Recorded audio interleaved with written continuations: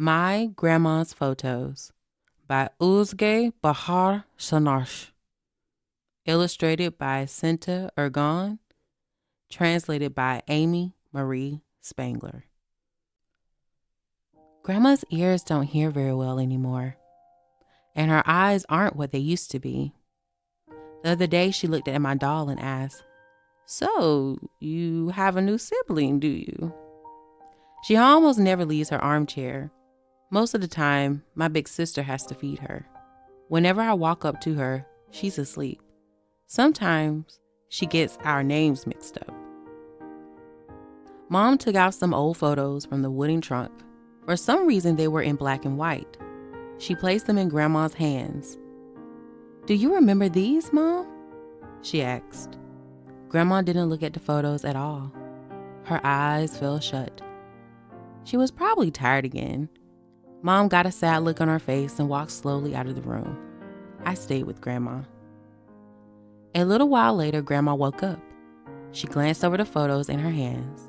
Then, holding up one of them, she asked, "Who's this, Ali? A friend of yours?" I snuggled up close to her. I examined the photo carefully, but I didn't recognize the person in it. "No," I replied. "I wonder who it is." Then I noticed the beauty spot on the little girl's cheek. "I think this is you, Grandma," I said. "Look at her face and her eyes. They're just like yours. And she has wavy hair like yours, too." Grandma peered at the photo. That, I think, is when her memories came alive. "Oh, of course I remember that day," she said. "Oh, how I adored that garden. Look, here's my family and me on a picnic. And this is the day I married your grandpa." "Was everything black and white back then?" I asked. "No, not at all," Grandma said. "Come, let me show you." At that moment, I felt as if I were being pulled into the photo. Together with Grandma, I traveled into the past. Grandma was a child my age now. "Hurry up, let's go climb the tree in the garden," she said. I was stunned seeing my grandma at that age. Just a moment ago, she couldn't even get up out of her chair. "I'm a child again," she exclaimed. She hopped and jumped and laughed joyously. Grandma climbed nimbly up to the highest branch. She yelled down to me, "Come on, get up here." Taking slow, cautious steps, I climbed up and joined her. But Grandma, oh, how she leaped from branch to branch. She showed me how to do it too. Then she leaned over and whispered in my ear, "It can't really be taught with words. You have to find yourself a tree and climb it every day." She got down from the tree and began to sprint. "Wait for me," I yelled, but she kept going.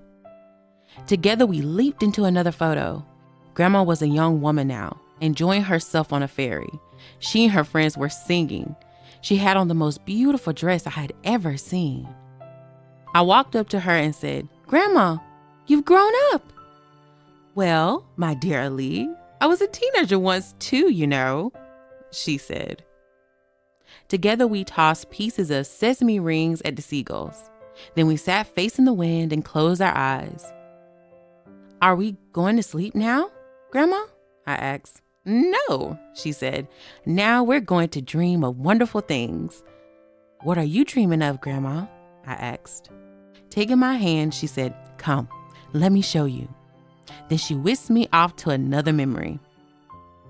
Now Grandma was in a giant shop. A long pink measuring tape hung around her neck. She sewed dresses, skirts, and blouses. It was a dream she had on the ferry. She was making it come true. "Is this your shop, Grandma?" I asked. "Yes," she said. "I'm a master seamstress now." A young woman tried on the skirt Grandma had made for her. She twirled and laughed and said she loved it. Grandma's face beamed proudly, and mine did too.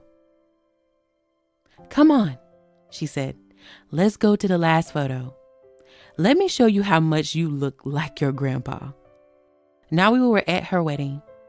Grandma was the beautiful bride. She wore a gorgeous wedding gown she made herself. And that handsome man in the suit, that was my grandpa. I couldn't believe my eyes. I was watching my grandparents dance on their wedding night. All right, she said finally. It's time for you to go back home. But what about you? Aren't you coming? I'm so happy here, my dear Ali. I'm going to dance with your grandpa a little longer. Then maybe we'll visit some other photos. Your grandpa and I have been apart for such a long time, you know. Then I'm going to stay here too. I'm not going anywhere without you. You have to, she said. You can't stay here. You need to collect memories and photos of your own. If you miss me, I'll be right here, roaming through these photos, and I won't forget anyone or anything ever again. I couldn't hold back my tears. I hugged her tightly again and again before parting. Then I kissed Grandma one last time. When I opened my eyes, I was back. We don't keep Grandma's photos in the trunk anymore. We've hung most of them on the walls of my room. Whenever I miss her, I look at her photos. I'm sure she's still there at peace, dancing away. The end.